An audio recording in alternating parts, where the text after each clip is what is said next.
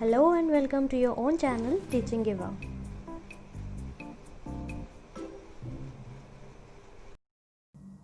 Hello बच्चों, कैसे हैं आप सब। Today we are going to start with new worksheet, that is worksheet number 2 of subject science for class 7th। यहाँ पर बच्चे आप अपना नाम लिखेंगे और यहाँ पर अपनी क्लास टीचर का नाम लिखेंगे। चलिए वर्कशीट स्टार्ट कर लेते हैं। ये वर्कशीट भी आपके चैप्टर नंबर 13 से ली गई है, मोशन एंड टाइम। पिछली वर्कशीट के में हमने मोशन के बारे में पढ़ा था और स्पीड के बारे में पढ़ा था। इस वर्कशीट में हम मेजरमेंट ऑफ टाइम पढ़ेंगे। चलिए वर्कशीट स्टार्ट कर लेते हैं। Ravi was very eager to go to his school after a long time. Ravi अपने बहुत टाइम के बाद अपने स्कूल जा रहा था and he was very eager to go to his school. He was frequently looking at the wall clock, और वो बार बार क्या कर रहा था, वॉल क्लॉक के ऊपर, वॉल क्लॉक की तरफ देखे जा रहा था। तो यहाँ पे क्वेश्चन जरा देख लेते हैं। What was Ravi observing in the wall clock? Right? तो आप क्या लिखेंगे? Ravi was observing time. Time देख रहा था ना वो? Time in the wall clock. In the wall clock. तो Ravi was observing time in the wall clock.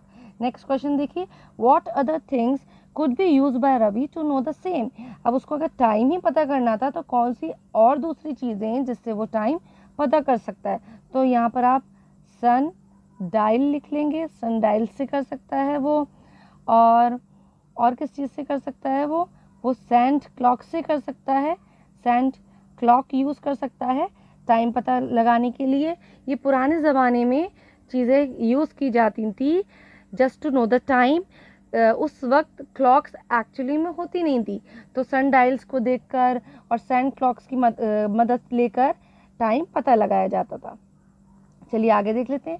Many natural events repeat themselves after definite interval of time. कुछ ऐसे events होते हैं हमारे आसपास ही जो एक डेफिनेट इंटरवल के बाद अपने आप को दोहराते हैं, वो अपने आप को रिपीट करते हैं। फॉर एग्जाम्पल आ डे, जैसे आज अगर एक डे एंड होता है तो नेक्स्ट डे क्या होगा, नेक्स्ट डे भी डे दोबारा से निकलेगा, सनराइज करेगा, दोबारा से डे आएगा। ठीक है। एक आ मंथ, अब एक मंथ खत्म होता है तो नेक्स्ट मंथ आ जाता है। आ ईयर, एक साल खत्म होता है तो दूसरा साल आ जाता है। All are the fixed interval of time, और ये पर्टिकुलर टाइम पीरियड ही लेते हैं। ठीक है। जैसे आप कहते हैं कि एक दिन के अंदर 24 आवर्स होते हैं, तो 24 आवर्स के बाद ही एक दिन पूरा होगा।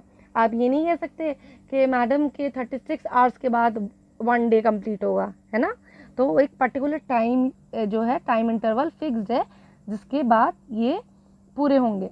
अब यहाँ पे ई कॉलम देखिए। Right suitable word for the given duration, the time between one sunrise and the next. तो वो क्या होगा, आ डे, एक डे हो जाएगा ना, तो आप लिखेंगे a day. It is actually time between sunrise and the next day.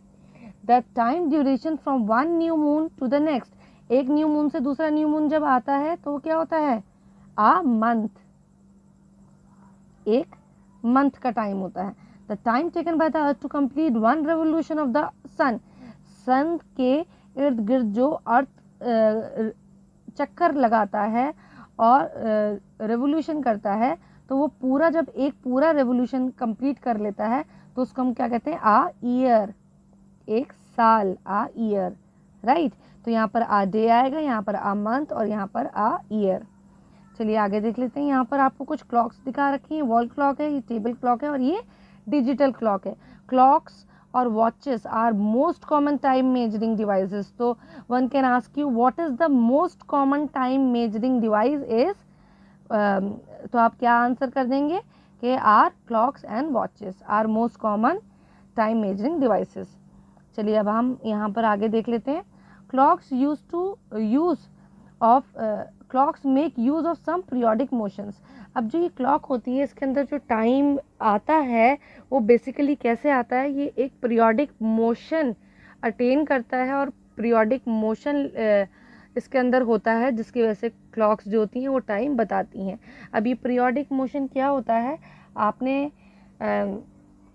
6th class में भी पढ़ा था। There are 3 types of motion basically. एक तो आपके स्ट्रेट लाइन में मोशन होता है, जैसे कि कार चल रही है वो सीधी लाइन में जा रही है तो वो स्ट्रेट लाइन का मोशन होता है। एक सर्कुलर मोशन होता है जो सर्कल के अंदर होता है, जैसे कि आपका बाइसाइकिल का पैडल होता है, उसका सर्कुलर मोशन होता है, जो उसका पैडल होता है उसका।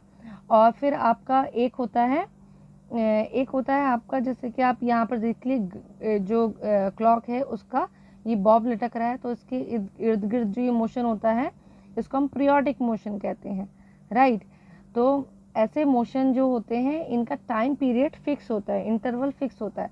One of the most well known periodic motion is that of simple pendulum. ये आपको सिंपल पेंडुलम दिखा रखा है, यहाँ देखिए ये सिंपल पेंडुलम दिखा रखा है आपको, और ये पूरा आपको पेंडुलम दिखा रखा है। और इसके नीचे जो लगा होता है बच्चे, ये बॉब होता है, ये जो गोल सा आपको दिख रहा है ये है बॉब, राइट, पेंडुलम।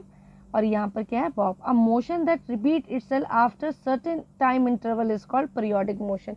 जो अपने आप को रिपीट करता है आफ्टर सर्टेन टाइम इंटरवल, तो वो क्या कहलाता है, पीरियोडिक मोशन कहलाता है। For example motion of earth around, motion around sun, motion of earth around, let me check, no they have not written it. तो motion of earth around sun, right, कि sun के जो इर्द गिर्द और revolution करता है, अर्थ रेवोल्यूशन जो उसका पीरियोडिक, तो वो क्या है, एक तरह का पीरियोडिक मोशन है। इसी तरह से मोशन ऑफ अ स्विंग, जो स्विंग आपने देखा होगा, जो एक झूला होता है, एक ऊपर एक नीचे ऐसे स्विंग करता है जाता है, तो वो भी क्या है, पीरियोडिक मोशन का ही एग्जाम्पल है। चलिए अब हम यहाँ पर पेंडुलम के बारे में समझ लेते हैं। ये जो पेंडुलम है, नीचे ये बॉब है, ये इसकी जो पेंडुलम है ये एक्चुअली इसकी मिड पोजीशन है, ठीक है। जब ये अपनी मिड पोजीशन से ए पोजीशन पर जाता है, ए पोजीशन पर जाता है और दोबारा ए पोजीशन से होकर यहाँ पर बी पोजीशन पर आता है और फिर दोबारा ये अपनी मिड पोजीशन पर आता है, तो ये एक टाइम पीरियड पूरा करता है। यहाँ पर आपको दिख रहा है different position of the bob of an oscillating simple pendulum. ये ऑसिलेट कर रहा है, ओ से ए तक जाएगा, ए से दोबारा से ओ से होता हुआ बी तक जाएगा और बी से फिर ओ तक जाएगा। तो इसने अपना एक टाइम पीरियड, एक ऑसिलेशन पूरा किया है। ये एक ऑसिलेशन कहलाएगा जी। ये अपनी मिड पोजीशन से ए तक जाएगा, ए से दोबारा बी तक और बी से फिर दोबारा ओ तक आएगा, तो ये अपना एक ऑसिलेशन पूरा करेगा। इसको वन ऑसिलेशन बोलेंगे इसका, ठीक है। यहाँ पर हम इसको पढ़ लेते हैं। The two and fro motion, the two and fro motion of a simple pendulum is an example of periodic or an oscillatory motion। ये oscillatory motion का example है। और simple pendulum क्या करता है, oscillate करता है, ठीक है। ये oscillatory motion का example है। The pendulum complete one oscillation when it bobs move from one extreme position, when its bob, this is the bob, when its bob move from one extreme position to the other extreme position, that is B, and come back to A, ठीक है। या तो ये भी हो सकता है कि यहाँ से A से स्टार्ट करा, A से B तक गया और दोबारा से B से होकर A पर आया, तो भी अपना ये एक ऑसिलेशन पूरा करेगा। यहाँ पर देख लिए, the time taken by the pendulum to complete one oscillation is called time period. तो टाइम पीरियड किसको बोलेंगे, जब ये अपना एक ऑसिलेशन कंप्लीट करेगा। मान लीजिए ए से मैंने स्टार्ट करा and it is coming back to B, यहाँ पर it is coming towards B. A से स्टार्ट करा, ओ से होता हुआ बी पर आया, फिर बी से होता हुआ दोबारा ए तक आया, तो इसने अपना जितना भी, इसने एक ऑसिलेशन पूरा करा, ठीक है। इसने एक अपना ऑसिलेशन पूरा करा, तो अपना एक ऑसिलेशन पूरा करने में जो इसने टाइम लिया वो इसका टाइम पीरियड कहलाएगा। वो इसका क्या कहलाएगा, टाइम पीरियड कहलाएगा। और ये यहाँ पर इन्होंने बहुत इंपॉर्टेंट चीज़ दे रखी है, units of time. The basic unit of time is second. आपसे ये क्वेश्चन पूछ लेते हैं, what is the basic unit of time, it is actually second. तो second is the basic unit of time. Its symbol is S. Larger unit of time are minutes and hours. और जो larger units हैं time की, वो आपको पता ही, वो minutes and hours हैं। अब चलिए क्वेश्चन आंसर डिस्कस कर लेते हैं। The motion of earth around the sun is an example of oscillatory और पीरियोडिक मोशन। पीरियोडिक और ऑसिलेटरी, 'oscillatory' motion, right? आप यहाँ पे पीरियोडिक ही लिखिएगा, ऑसिलेटरी मोशन मत लिखिएगा. It is example of periodic motion. Answer number 2 देखिए, what do you mean by the time period of oscillation. तो time period of the pendulum to complete one oscillation is called time period. वो time taken, वो जो time जो एक pendulum को one oscillation complete करने के लिए लगेगा, वो पेंडुलम का टाइम पीरियड कहलाता है. तो time taken by the pendulum to complete one oscillation is called time period.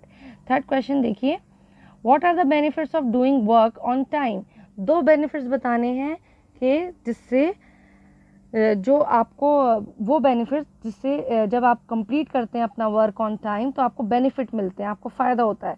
तो the benefits of doing work on time are, मैं आपको बता देती हूँ, पहले आप ये लिखेंगे.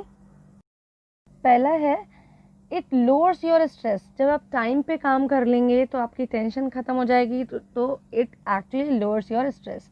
दूसरा है इट हेल्प्स, यहाँ पे इट लगा लीजिएगा, it helps you to focus on work which leads to more career success. तो ये आपको फोकस कराता है कि आप अपने करियर में सक्सेस हासिल कर पाएँ. ठीक है, जब आप टाइम पे काम करते हैं तो होपफुली ये आपको वर्कशीट अच्छे से समझ में आई होगी. इसमें कोई भी प्रॉब्लम होती है तो आप मुझसे कमेंट बॉक्स में पूछ सकते हैं. Till then keep learning and keep watching. Thank you.